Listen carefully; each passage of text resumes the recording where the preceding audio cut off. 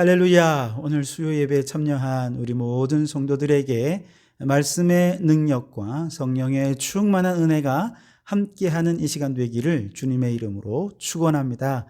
오늘 우리에게 주시는 하나님의 말씀은 사무엘하 7장 1절에서 17절까지 말씀을 함께 보도록 하겠습니다. 사무엘하 7장 1절에서 17절입니다. 여호와께서 주위의 모든 원수를 무찌르사 왕으로 궁에 평안히 살게 하신 때에 왕이 선지자 나단에게 이르되 볼지어다 나는 백향목 궁에 살거늘 하나님의 궤는 휘장 가운데에 있도다.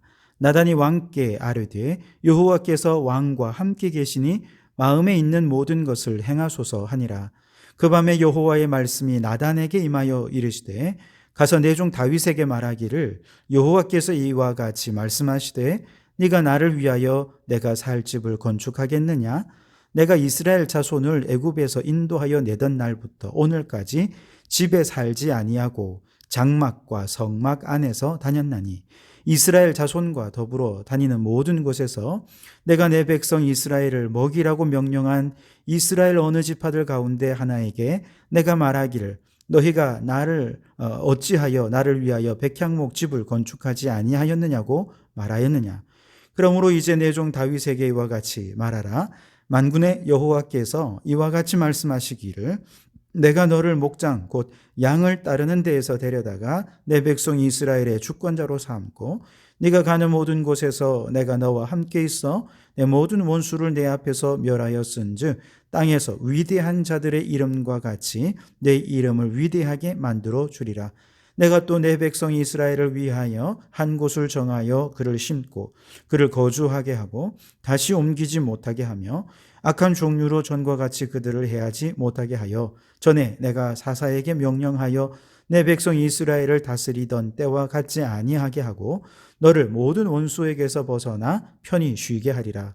여호와가 또 내게 이르노니 여호와가 너를 위하여 집을 짓고 내 수완이 차서 내 조상들과 함께 누울 때에 내가 내 몸에서 날 내 씨를 내 뒤에 세워 그의 나라를 견고하게 하리라. 그는 내 이름을 위하여 집을 건축할 것이요 나는 그의 나라 왕위를 영원히 견고하게 하리라. 나는 그에게 아버지가 되고 그는 내게 아들이 되리니 그가 만일 죄를 범하면 내가 사람의 매와 인생의 채찍으로 징계하려니와 내가 네 앞에서 물러나게 한 사울에게서 내 은총을 빼앗은 것처럼 그에게서 빼앗지는 아니하리라. 내 집과 내 나라가 내 앞에서 영원히 보존되고 네 왕위가 영원히 견고하리라 하셨다 하라. 나단이 이 모든 말씀들과 이 모든 계시대로 다윗에게 말하니라. 아멘. 믿음의 영웅들 우리가 함께 살펴가고 있는데요. 오늘은 19번째 시간으로 다윗에 대해서 함께 생각을 해 보려고 합니다. 다윗은 이스라엘의 역사상 가장 위대한 왕으로 알려져 있죠. 물론 다윗도 치명적인 실수를 범하지 않은 것은 아닙니다만 사도행전 13장 22절 말씀에 보면 하나님께서 다윗을 가리켜 내 마음에 맞는 사람이라 내 뜻을 다 이루리라 이렇게 그를 평가해 주셨습니다. 그러니까 엄청난 죄가 있었음에도 불구하고 이렇게 후한 평가를 받으면서 하나님께 인정을 받을 수 있었던 것은 결국 다윗의 믿음 때문이다 이렇게 얘기할 수 있겠는데요. 그렇다면 다윗에게는 어떤 믿음의 특징들이 있는지 오늘 한 3가지 정도로 함께 생각을 해보도록 하겠습니다. 우선 첫 번째 다윗의 믿음의 특징은 자신을 객관적으로 볼 수 있는 믿음이었다 이렇게 얘기할 수 있겠습니다. 다윗은 많은 위대한 업적들을 남겼음에도 불구하고 자신을 객관적으로 볼 수 있는 믿음이 있었기 때문에 교만해지지 않고 겸손했다 이렇게 얘기할 수 있어요. 다윗은 참 장점이 많은 사람이죠. 그는 많은 시편을 남길 정도로 아주 문학적으로도 탁월한 사람이었고요. 또 악기 연주를 잘해서 사울 왕이 악신에 들려서 고통당할 때 그것을 연주해서 악신을 쫓아주고 마음의 평안을 회복하게 해줄 정도로 요즘 같으면 음악 치료사 같은 그런 역할을 한 거죠. 다윗이 그런 음악 지도사의 원조라고 해도 아마 과언이 아닐 겁니다. 그 정도로 그는 음악의 재능도 탁월한 사람이었습니다. 게다가 그는 탁월한 군사가 아니었습니까? 백전백승의 사람이었습니다. 단지 전쟁에 대한 실력만 좋았을 뿐만 아니라 전쟁은 혼자만 잘해서 되는 게 아니잖아요.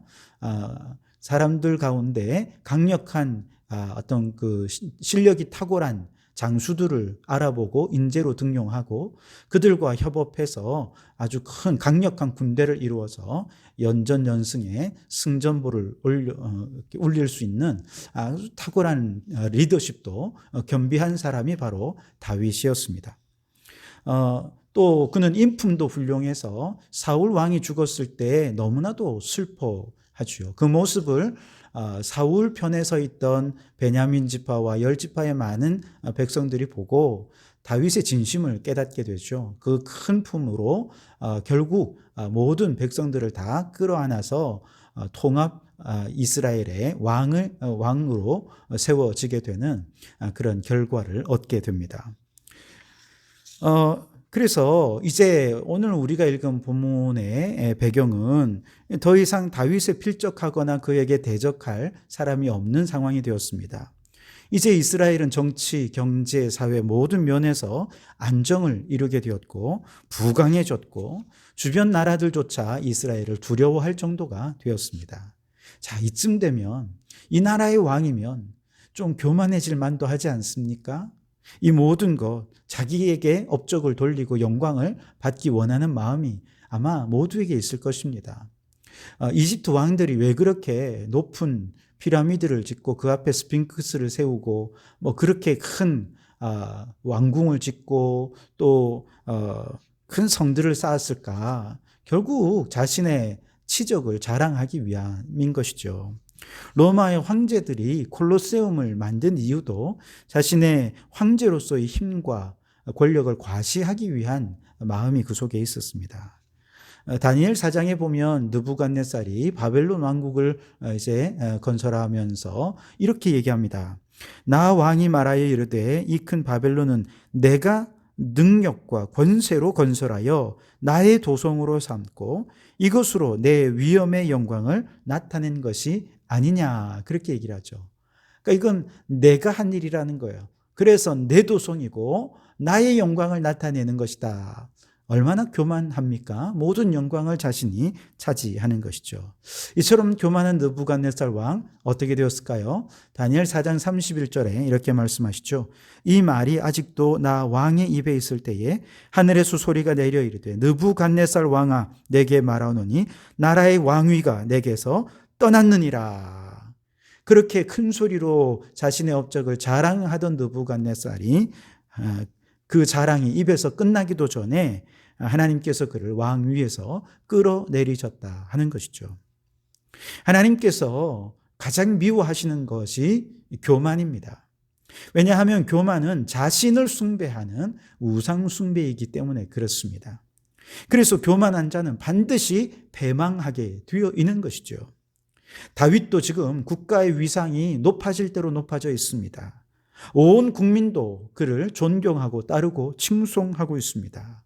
자, 이 정도 되면 다른 왕국의 그 제국의 왕들처럼 그도 자기를 좀 높이고 또 자랑하고 싶은 그런 마음이 왜 없겠습니까? 그런데 다윗은 오히려 이 순간에 하나님을 높이고 있습니다. 오늘 7장 1절에 보시면 여호와께서 주위의 모든 원수를 무찌르사 왕으로 궁에 평안히 살게 하신 때에 이렇게 말씀하시죠. 그러니까 다윗은 그가 이룬 모든 승리 또 그가 이룬 모든 평안 이것이 자신의 업적이 아니라 하나님께서 행하신 일이라 이렇게 고백하고 있는 것이죠. 우리가 읽지 않았습니다만 18절에 주 여호와여 나는 누구이오며 내 집은 무엇이기에 나를 여기까지 이르게 하셨나이까. 다윗이 자신을 아무리 돌아봐도 이런 놀라운 승리와 업적을 남길 만한 인물이 아니에요. 그러니까 결국 이 모든 것은 누가 한 것입니까? 하나님이 한 것이죠. 그래서 하나님께 감사 기도를 하면서 이렇게 얘기하는 거예요. 하나님 내가 뭐라고 이 큰 복을 주십니까? 여러분, 이처럼 진솔한 고백이 어디 있겠습니까? 다윗은 가장 높은 자리에 있을 때, 가장 큰 성공과 성취를 이루었을 때 제일 먼저 자신을 높이는 것이 아니라 하나님을 기억하고 하나님을 높여 드린 것이죠. 어떻게 이렇게 겸손할 수 있습니까? 그 이유는 자신을 객관적으로 바라볼 수 있는 믿음이 있었기 때문에 그렇습니다. 믿음을 안경에 비유해 볼 수 있을 거예요. 하나님 앞에서 내가 누구인지를 객관적으로 볼 수 있게 해주는 안경이 바로 믿음이라는 거예요. 그런데 이 믿음이라는 안경을 쓰지 않으면 사람들은 다른 사람의 타인이라고 하는 안경을 쓰고 자신이 행한 일을 바라보아요. 그러면서 비교하게 되죠. 그래서 다른 사람보다 좀 잘한 일 있으면 교만해지고 못한 일 있으면 그만 열등감에 빠지고 낙심하게 되는 것이 대부분의 사람들의 모습입니다. 또 믿음이라고 하는 안경을 쓰지 않으면 사람들은 자기 자신의 주관성이라고 하는 안경을 쓰죠. 그러면 다른 사람들의 시선은 아랑곳하지 않습니다. 그저 나만 좋으면 돼요. 그러니까 결국 천상천하 유아 독존에서 살면서 이런 사람이 왕이 되면 독재자가 될 수밖에 없는 것이죠. 그런데 하나님을 믿는 믿음이라고 하는 안경을 쓰면 어떻게 됩니까? 자신을 하나님의 관점에서 객관적으로 바라볼 수 있게 됩니다. 자, 아무리 위대한 업적을 이루었다고 해도 하나님의 관점에서 믿음의 안경을 쓰고 바라보면 이건 내가 한 일이 아니에요. 하나님이 함께 하신 것이죠. 그러니까 교만이라고 하는 영적 질병을 얼마든지 차단할 수 있는 것이죠.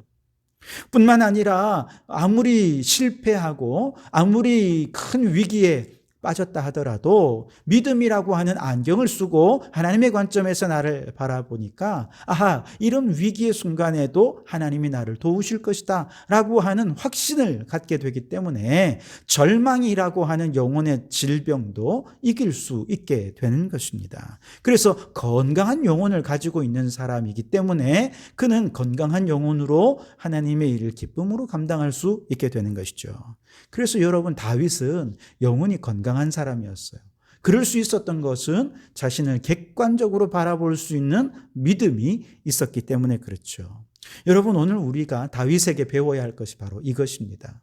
다윗이 이렇게 교만하지 않고 겸손히 건강한 영혼으로 살아갈 수 있었던 것이 이렇게 스스로를 믿음이라고 하는 안경으로 객관적으로 볼 수 있었기 때문이었던 것처럼 우리도 하나님을 믿는 믿음이라는 안경을 쓰고 이제 하나님의 관점에서 나 자신을 좀 바라볼 수 있기를 바랍니다. 그래서 하나님이 원하시는, 하나님이 기뻐하시는 것이 무엇인지를 생각하고 우리가 하나님 앞에서 너무 교만해지거나 또 너무 이기적이 되거나 그렇게 하지 말고 하나님이 기뻐하시는 일들을 기쁨으로 감당할 수 있는 건강한 영혼의 소유자가 될 수 있어야 하겠습니다.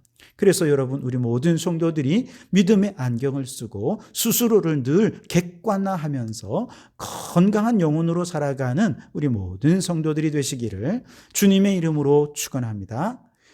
두 번째로 다윗의 믿음의 특징은 10년 깊이 하나님을 사모하는 믿음이었다, 이렇게 얘기할 수 있겠습니다. 자, 오늘 본문 말씀에 보면 다윗 왕궁을 짓고 다윗이 이제 왕궁에 거하게 되었습니다. 그런데 다윗은 자신은 이렇게 멋진 왕궁에 있는데 하나님의 궤는 여전히 초라한 성막 안에 있는 것이죠. 40년 동안 이 성막을 꿰매면서 여기까지 왔으니 40년을 지나서 이건 굉장히 오랜 세월 아니겠습니까? 얼마나 이 성막이 닳고 닳았겠습니까? 그러니 다윗이 볼 때 너무 죄송한 것이죠. 그래서 오늘 2절 말씀에 다윗이 말합니다. 왕이 선지자 나단에게 이르되 볼지어다 나는 백향목궁에 살거늘 하나님의 궤는 휘장 가운데에 있도다. 죄송하다는 것이죠. 안타깝다는 것이죠. 그래서 하나님을 위해 성전을 건축하기로 결심을 합니다. 물론 여러분 아시다시피 그 뜻을 이루지는 못하게 되지만 성전을 건축하지 못하는 대신에 이제 다윗은 성전 건축을 위한 많은 준비들을 하게 되는데 레위인들을 특별히 구별해서 그 가운데 제사장도 세우고 훈련시켜서 성전을 위해 봉사할 만한 준비를 다 갖추게 됩니다.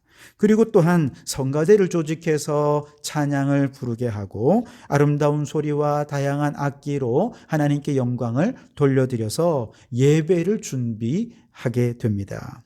또 비록 다윗은 성전은 건축하지 못했지만 성전 건축을 위한 모든 재료들까지도 다 완비하게 되지요. 성전을 지을 장소, 설계도, 재료, 심지어 인부들까지 다 준비하게 됩니다. 무엇을 말하는 것입니까? 그만큼 다윗은 하나님을 사모했다는 것입니다. 사랑했다는 것입니다. 다윗이 하나님을 얼마나 사모하고 또 사랑했던지 자신의 오직 유일한 한 가지 소원을 말하라면 나는 하나님의 성전에 살고 싶다 이렇게 얘기할 정도였습니다. 시편 27편 4절에서 내가 여호와께 청하였던 한 가지 곧 그것을 구하리니 곧 나로 생전에 여호와의 집에 거하여 여호와의 아름다움을 앙망하며 그 전에서 사모하게 하실 것이라. 얼마나 하나님을 사모하는지 그의 하나님을 사모하다가 그의 영혼이 쇠약해질 정도였다는 것이죠. 시편 84편에 만군의 여호와여 주의 장막이 어찌 그리 사랑스러운지요 내 영혼이 여호와의 궁정을 사모하여 쇠약하며 내 마음과 육체가 생존하시는 하나님께 부르짖나이다. 얼마나 다윗이 하나님을 사모하고 사랑했는지 너무나도 절실하게 와닿지 않습니까? 이와 같은 하나님에 대한 사랑은 성전에 대한 사모함만으로 나타난 것은 아닙니다. 또 다양하게 나타났는데 대표적인 것이 거룩한 분노로 나타났지요. 골리앗이 엘라 골짜기에서 40일 동안을 매일같이 나와서 이스라엘 군대와 여호와 하나님에 대해 모욕하는 말들을 할 때 하나님을 사모하는 마음이 그런 믿음이 없는 군사들은 그만 낙심하고 또 심지어 도망가기까지 했습니다. 그런데 하나님을 사모하는 믿음으로 충만했던 이 다윗은 이 이야기를 들을 때 거룩한 분노가 막 부글부글 끓어 일어나게 됩니다. 여러분 그렇죠. 만일 어떤 사람이 자신의 아버지를 비난하고 모욕했다고 생각해 보십시오. 분노하지 않을 자식이 어디 있겠습니까? 왜 그렇습니까? 아버지를 사랑하기 때문에 그렇죠. 만일 누군가가 어떤 사람, 다른 사람의 아버지를 비난한다면 아마 듣기 거북하니 좀 그만하십시오. 뭐 이 정도 하든지 아니면 그 자리를 떠나든지 뭐 그렇게 하지 않겠습니까? 근데 우리 아버지를 그렇게 하면 이건 가만히 참을 수가 없는 것이죠. 거룩한 분노로 그와 한판 대결을 펼치려 하지 않겠습니까? 다윗이 그랬다는 것이죠. 사랑하니까, 하나님을 사모하니까 이 골리앗의 하나님을 모욕하는 이 말들이 하나하나 아주 거룩한 분노로 다윗을 끌어오르게 만든 것이죠. 그 거룩한 분노를 가지고 만군의 여호와의 이름으로 나아가서 결국 골리앗과 블레셋을 물리치게 되죠. 이처럼 심령 깊은 곳에서부터 하나님을 사모하고 사랑하는 다윗의 믿음을 보시고 하나님께서 어떻게 그를 축복하지 않을 수 있었겠습니까? 그래서 오늘 9절에 네가 가는 모든 곳에서 내가 너와 함께 있어 내 모든 원수를 내 앞에서 멸하였은즉 땅에서 위대한 자들의 이름같이 내 이름을 위대하게 만들어 주리라. 하나님을 사모하면 하나님께서 그 이름을 위대하게 만들어 주시겠다 약속해 주십니다. 16절에 내 집과 내 나라가 내 앞에서 영원히 보존되고 내 왕위가 영원히 견고하리라. 아멘. 여러분, 하나님은 우리 하나님을 사모하고 심령 깊은 곳에서부터 하나님을 사랑하는 자들을 기뻐하시고 축복해 주십니다.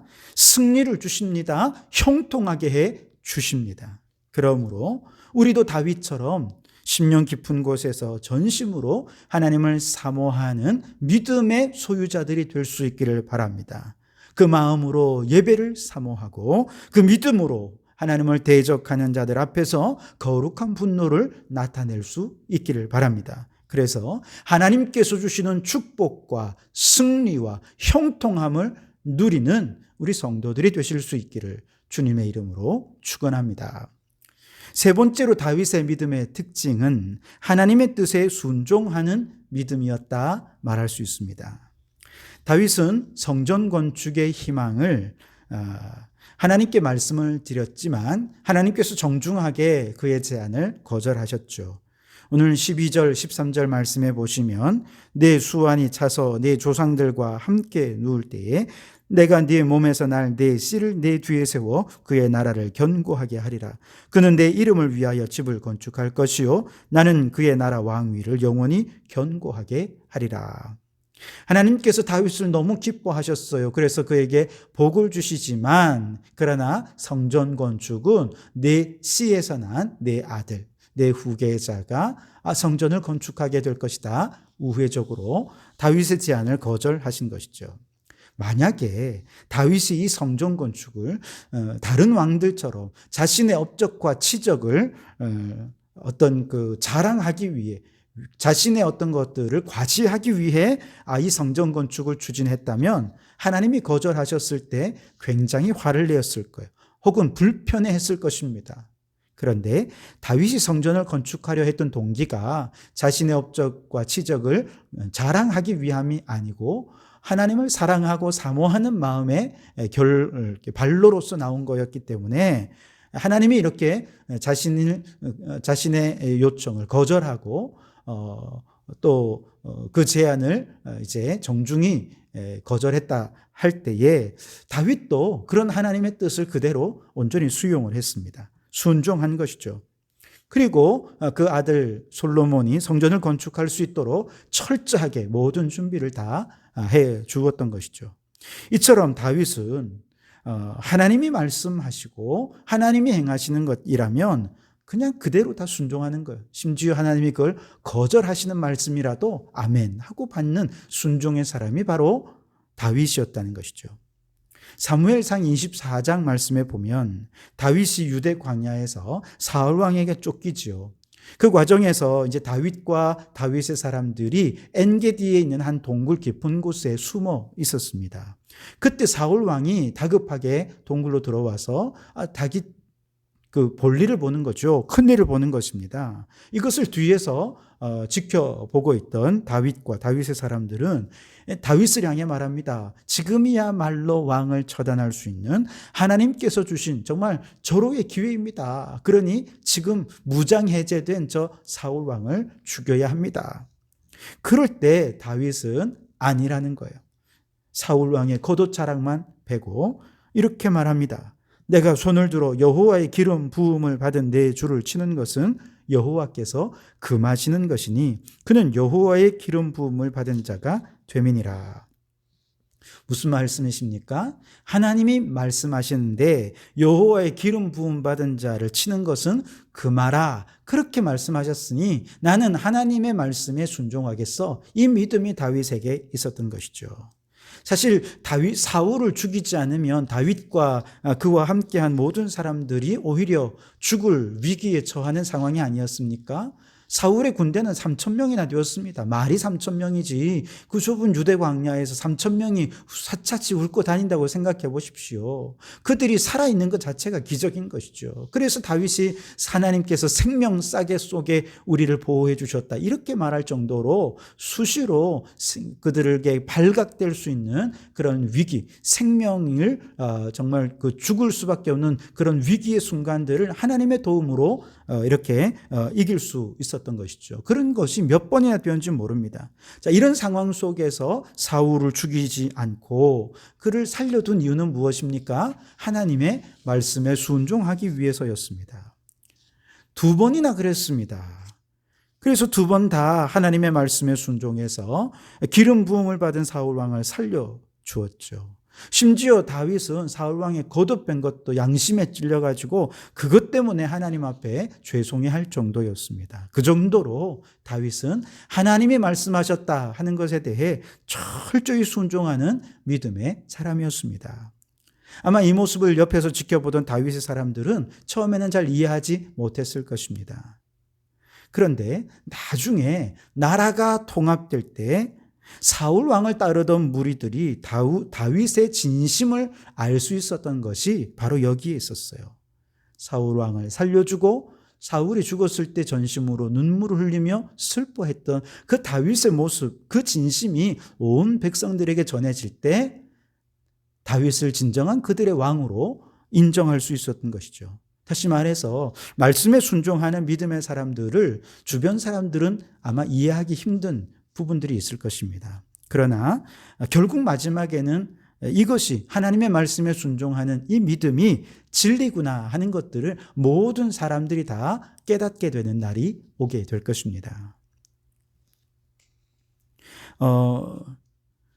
사족 같지만 다윗이 이토록 하나님께 순종하는 믿음을 철저하게 갖게 된 데는 아마도 사울 왕에게서 불순종하는 사람이 비참한 말로를 겪게 된다 하는 것을 또 반면교사로 삼고 배웠기 때문에 아니었겠습니까? 사울 왕이 이제 불순종했을 때 하나님의 신이 떠나가고 악신이 그와 함께 했고, 그리고 결국 마지막에 사울 왕은 자살하게 되고 그의 시신이 벳산 성벽에 걸리는 정말 비참한 말로를 겪게 되지 않습니까? 다윗은 기본적으로 하나님을 사모하고 사랑하는 마음이 있었기 때문에 기쁨으로 주의 말씀이라고 한다면 무조건 순종하는 사람이었습니다. 여기에 더해서 사울 왕이 불순종함으로 그 말로가 얼마나 비참한지를 생생히 목격했기 때문에 하나님 앞에 더욱더 철저하게 순종하지 않을 수가 없었던 것이죠. 그렇습니다, 여러분. 불순종은 하나님께서 우상 숭배하는 것처럼 싫어하십니다. 그래서 사람들이 다 이해하지 못한다 하더라도 우리는 다윗처럼 하나님의 말씀이라고 한다면 무조건 순종하고 보아야 합니다. 그러면 마지막에 가서 모든 사람들이 그것 참 잘했다, 그것이 진리다, 하나님이 기뻐하는 것이다 인정해 주게 될 줄 믿습니다. 자, 여러분, 오늘은 다윗의 믿음을 생각해 보았습니다. 세 가지 다윗의 믿음에 특별한 특징이 있었습니다. 먼저는 자신을 하나님의 관점에서 바라보는 객관적인 믿음이 있었습니다. 두 번째, 그는 그 심령 깊은 곳에서 하나님을 간절히 사모하고 사랑하는 뜨거운 믿음이 있었습니다. 그리고 하나님의 말씀, 하나님의 뜻이라고 하면 무조건 순종하는 정말 순수한 순종의 믿음이 사울에게 있었습니다. 그 믿음을 보시고 하나님께서 너는 내 마음에 맞는 사람이다, 내 뜻을 이루리라, 그렇게 말씀하시고 칭찬해 주시고 인정해 주셨던 것이죠. 여러분, 오늘 주신 이 말씀 가운데 다윗으로부터 오늘 내게 필요한 믿음이 어떤 것이 필요합니까? 나를 객관적으로 보지 못해서 늘 교만하거나 혹은 좌절하거나 절망하는 모습이 우리에게 있지는 않았습니까? 하나님을 사모하는 믿음이 없어서 우리의 마음이 너무 삭막해져 버리진 않았습니까? 하나님의 뜻에 순종하는 믿음이 없어서 세상과 타협하는 일들이 너무 많이 있진 않았습니까? 오늘 이 말씀, 내게 주시는 말씀으로 받아서 우리도 다윗 같은 믿음으로 이 시대에 온전한 믿음의 영웅이 될 때 건강한 영혼으로 주님의 일을 감당하는 이 일꾼으로 세워지게 될 줄 믿습니다. 우리 모든 성도들이 그렇게 건강한 영혼으로 하나님께 쓰임받게 되기를 주님의 이름으로 축원합니다. 기도하시겠습니다. 하나님 아버지, 감사합니다. 다윗의 특별한 믿음이 오늘 우리의 믿음이 되기를 소원합니다. 누구든지 예수님을 믿고 구원받은 자라고 한다면 다윗처럼 이렇게 자신을 객관적으로 볼 수 있는 믿음의 안경을 써야 할 줄 믿습니다. 하나님께서 이 믿음의 눈으로 스스로를 객관적으로 바라볼 때 건강한 믿음으로 성장할 수 있었던 것처럼 우리도 그와 같은 믿음의 소유자가 되게 해 주시옵소서. 심령 깊은 곳에 하나님을 뜨겁게 사랑하는 믿음을 허락해 주시고, 하나님의 말씀, 하나님의 뜻이라고 한다면 어떤 어려움 속에서라도 그것을 반드시 순종할 수 있는 믿음을 허락해 주옵소서. 그리하여 우리 모든 성도들이 이 시대의 믿음의 영웅으로 세워지게 해 주시옵소서. 예수님 이름으로 기도하옵나이다.